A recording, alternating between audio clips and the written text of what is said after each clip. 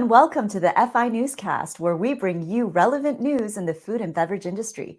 Today is Friday, April 14th, 2023. We have a great show for you today. Special thanks to our sponsor of today's episode, Mazars in the U.S. They provide food and beverage companies with the specialized expertise required to compete and grow in this dynamic industry environment. The more than 200 leading food and beverage manufacturers, distributors, restaurants, and importers who call Mazars in the U.S. their trusted advisors are a testament to their deep market knowledge and global capabilities. They offer integrated services across audit, advisory, tax, and consulting solutions to maximize results. You can find out more at www.mazars.us. And our special guest today is Kristen Walters, partner of Mazars in the U.S. It's going to be a great chat. But first, we're going to cover some of the top stories from this week that we think are worth a second look. Some good news from the Bureau of Labor Statistics. The Consumer Price Index continued its decline to 5% year over year as of March 2023. This compares with February's 6% print. Food prices still came in at around the 8% mark. 8.5% to be precise. This is a welcome sight after last August saw the largest annual percentage increase in food prices since the 1980s. Over the past 9 years, retail food prices in the U.S. increased about 2% per year on average, with the exception of 2016 and 2017 when prices dipped. The greatest annual rise of 11% occurred from 2021 to 2022, while restaurant food prices went up at a slightly slower pace, around 8%. In related news, a recent study by economic insights firm Payments found that inflation has affected 69% of grocery lists, and 59% have cut down on non-essential items. The Wall Street Journal reports that private equity funds scooped up more than 700 food and beverage brands in 2021. That's a total market value of $32 billion. And that was before the relative market crash of 2022. What seemed like a safe investment in staple goods is now being hammered by higher labor costs, surging inflation, and ongoing supply chain disruptions, creating long-term problems and rising food prices. In grocery, Kroger and Albertsons may need to divest more stores than they thought in order to ease antitrust concerns to get regulatory approval.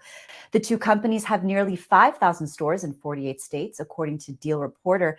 Companies interested in buying the divested stores include Whole Foods and Dollar General, as well as various regional grocery operators and some Hispanic grocery companies. According to a Numerator report, 87% of millennials say convenience is extremely or very important to them while shopping, while Gen Z shoppers are 30% more likely than other generations to consider self-checkout. The report also found that convenience can mean different things to different shoppers and can come down to factors such as location, timing, product availability, and physical effort required for the shopping experience. And finally, last weekend, a town in southwest France celebrated Easter in a unique way by cooking a 15,000 egg omelet. Yes, that's 15,000 eggs.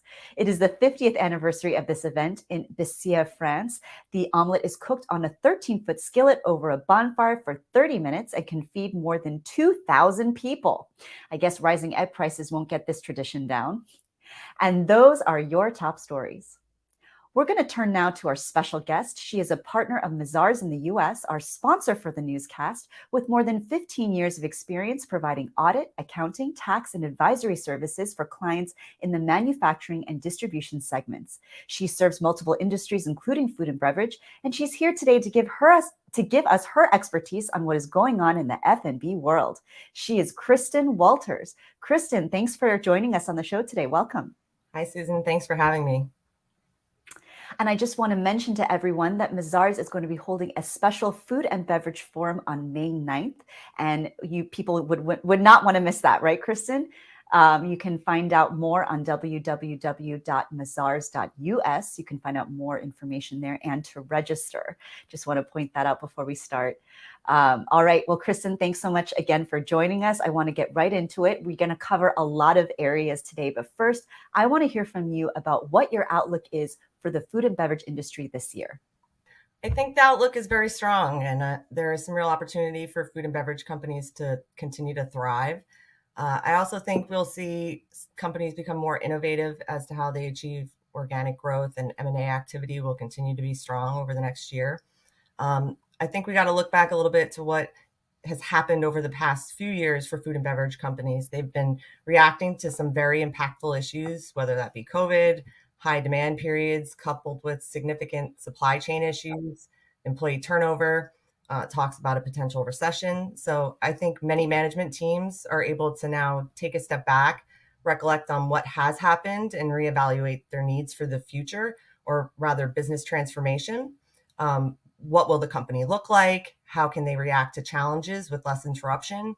Maximizing growth and profitability, employee attraction and retention, and then succession of key roles. We have been spending a lot of time with management teams in what we call whiteboarding sessions.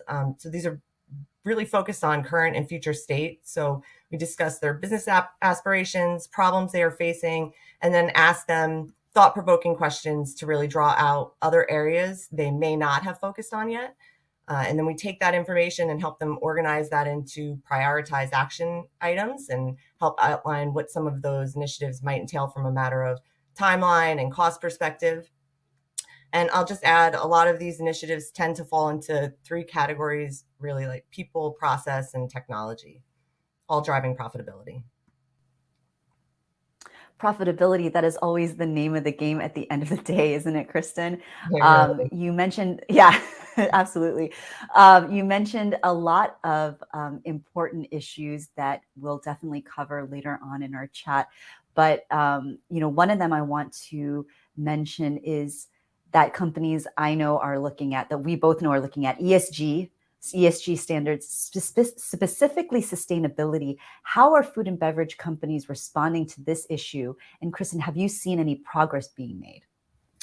Yeah, so this conversation has been on the table a lot more than it has even, 2-3 years ago.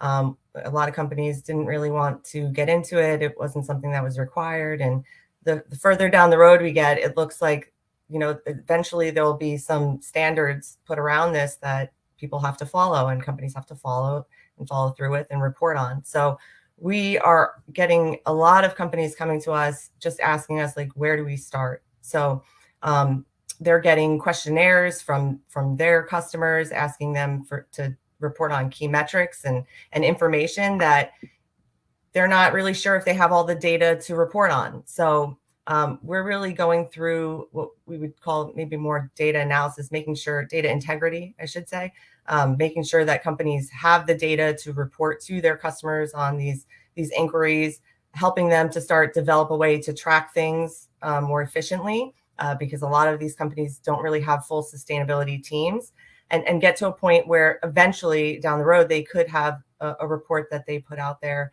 that reports on all of these issues. And then the next step to that obviously would be from a strategic standpoint. What are your plans in the future? What are your goals in the sustainability area? So it's coming up quite often, and I think it is moving in the right direction. It's just taking companies quite a bit of time to be able to clearly identify what they need to do, and that's what we're really helping and aiding with. All right, thanks, Kristen, for that insight. I want to take it over to talent management, the issue of talent management that's been affecting various sectors across the food industry. What are the root causes of that, Kristen, from where you stand, and how has this issue of talent management affected various segments within the food industry? So as we all know, there has been significant turnover across food and beverage companies, whether they're in the agriculture space, a processor, importer, retail, and restaurants. It's been a prominent issue that can affect a business significantly. And with all these challenges companies have been dealing with, employees are given new tasks to troubleshoot, and many of their job roles have significantly changed since the pre-COVID environment. Companies have been onboarding new people at a quick pace as needed to replace or to supplement teams, and training has probably not been where they ideally would like it to be because there's just so much to get done. So something we have been doing is helping companies evaluate their current employees. What roles are they really handling? Basically, this is a current state analysis, and then helping them to evaluate what roles they want them to have, right? They would want within the organization. Who in their employee pool has the proper skill set? What tasks can be supplemented with technology so that employees can spend more time on the tasks that really matter to the business? This also gives them the ability to clearly communicate the requirements of the role, goals related to that role. And if they do have to then replace someone, they have something very clear to be able to onboard someone else with a similar skill set. Because employees want to feel like they are making an impact, they want to be engaged in the business, and they want their contribution much more clearly defined. And I think that all boils down to like goals and improving performance. We've also been helping with programs to help cross-train certain roles, right? So that shifts can be made more quickly. And some of this even involves just having practice aids or reference guides to help so that if someone is working in another job function for a period of time, they have something to reference to and be successful in their role. So I think all of these things really just drives that engagement aspect and feeling like you're actually making progress, meeting goals, and being able to measure all of that. What about the role of technology when it comes to talent management? How has technology helped companies with their bottom line? But has it also enabled employees to become more productive? What about the aspect of technology? One of the really big areas that we've been working on with clients is just helping them implement like management dashboards with really key business metrics, helping them to identify what those key business metrics are, eliminating reporting that goes to everyone that is not very useful, and really defining who gets what information, what helps them drive their job function, what helps them be more efficient, and what helps them measure whether or not that they're being successful. And this is across the board, right? It's particularly important in if you're a processor, right? Being able to see that your metrics are being met, because that drives your profitability. Another thing that we're seeing on the technology side is, on the retail restaurant side of things, a lot of predictive analytics, right, on the point of sale systems data. So what you're able to do when you're going through that process and looking at that information is you can better drive what you're purchasing. So you're managing your purchasing costs better. You can help a restaurant define their menus better, right? So they're not buying things that might be wasteful. They're buying things that are really sold quite frequently and in the right amounts.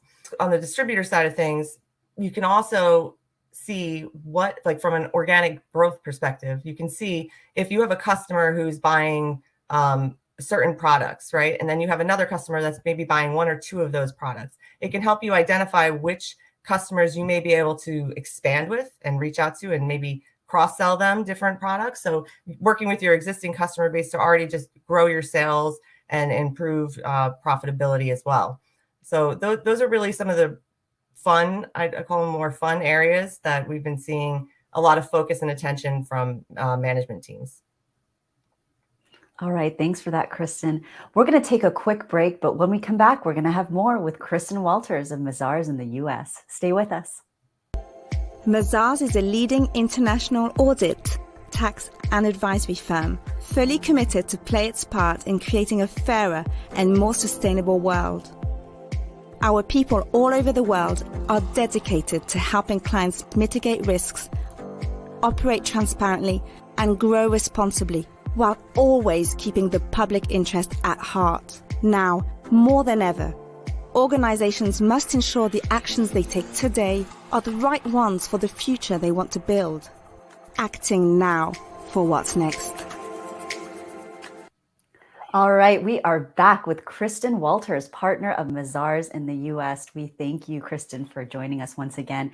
We're going to get back into it with CPG, with the topic of CPG. Now, we're just coming off from Expo West in Anaheim, California, that humongous conference where you see company after company releasing, promoting new product after new product. Such a diverse sector, right, of new products in the space. It seems like every day, there's a company coming out with a new product. But at the same time, there's also a lot of new issues coming out, increased risks, various, economic pains, labor pains, as we discussed a few minutes ago, rising tensions in geopolitics. Would you say, Kristen, that it is much riskier these days to become a CPG entrepreneur or not? Why or why not? I think it's always been risky. You filter in some of these other points that you just mentioned. But honestly, it's really, if you have the right relationships and you put in the work in building the right relationships and understanding the consumer base and what it is that they're wanting these days. And of course, if the product is tasting good and a quality type of product, I think it's achievable. But just back to the relationship point, this is really how you're going to be able to drive to be successful or not.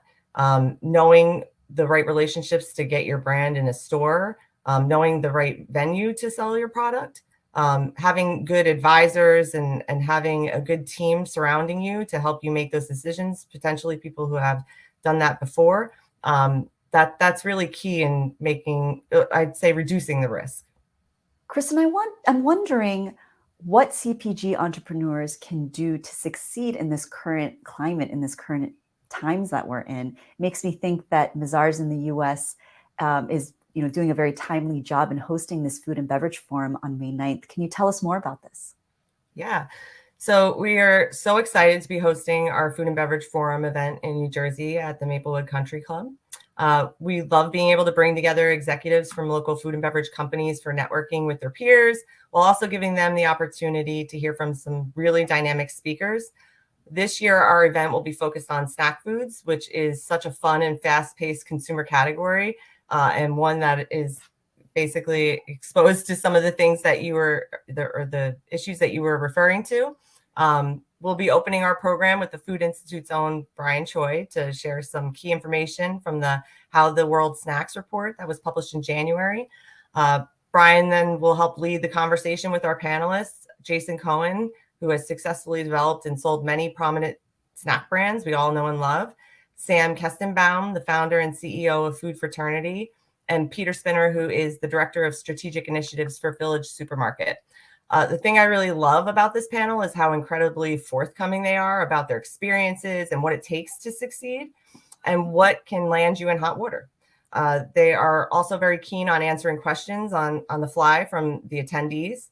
So, it's a great opportunity for, if you do have questions on how to succeed in this space and you're really looking for advice, I would recommend you come, have a great night, and learn a thing or two that can help you in the future. And I'd also be remiss if I didn't mention that we will also have some startup entrepreneurs who work with Rutgers Food and Innovation Center that will be there showcasing their own brands. So they're right in that phase. They're trying to get their brands off the ground, and we like to bring them in and give them a platform to do that. So covering all life cycles of the food company. Sounds like an exciting event. And that Brian Choi sounds like a speaker that you don't want to miss, I think.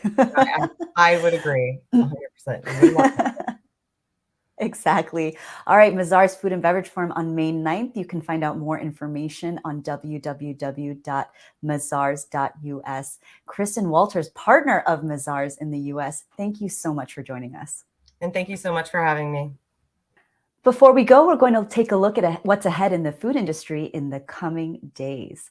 On April 18th, FI Live will dive into the plant-based segment with the company 𝗟𝗏𝗁𝘂.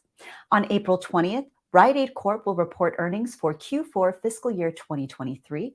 Also on April 20th, Food Latam Talks will feature 𝗟𝗏𝗁𝘂, President and CEO of Avocados from Mexico.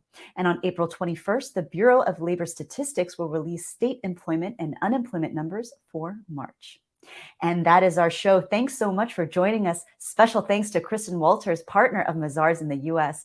Please tune in next week, same time, same place, when our guest will be John Church, Managing Director and Head of Food and Beverage for HSBC Bank. We're going to have a great conversation on industry topics, including the state of agriculture in America.